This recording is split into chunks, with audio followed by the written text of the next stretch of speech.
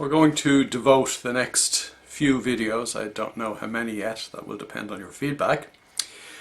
The next few videos will be devoted to leadership. Now, don't turn off, because leadership covers a multitude.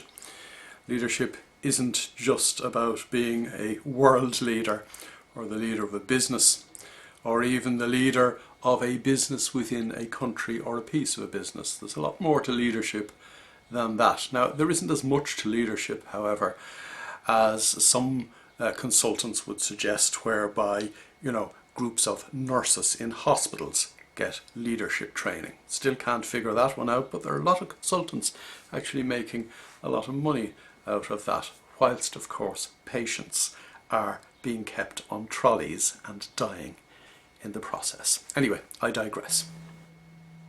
Over the next few weeks, we're going to talk about, in particular, the growing trend in psychological circles towards the exploration of what is now being called authentic leadership.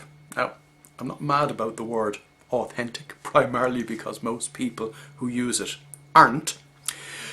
So I would prefer the word real or proper leadership, which means, of course, there is improper leadership as well. But of course, improper leadership isn't really leadership at all.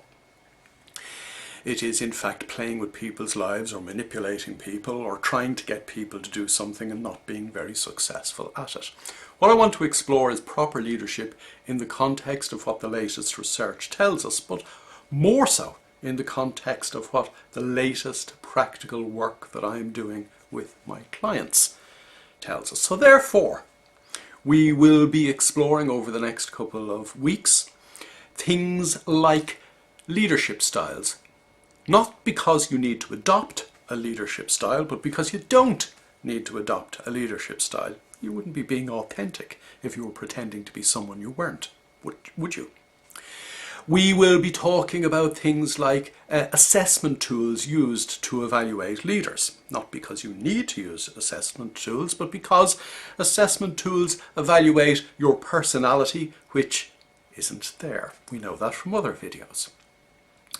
We will be exploring the extent to which leaders are people who motivate and inspire people, motivate and inspire others to be their very best, rather than manage people. And that's probably at the heart of our discussion, because there's a world of difference between managing and leading, and very often people who suddenly find themselves, as a result of being good managers, in leadership positions don't really know what is required of them.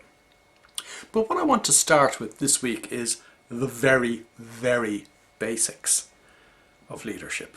And by that I mean that surely you are meant to lead your own life.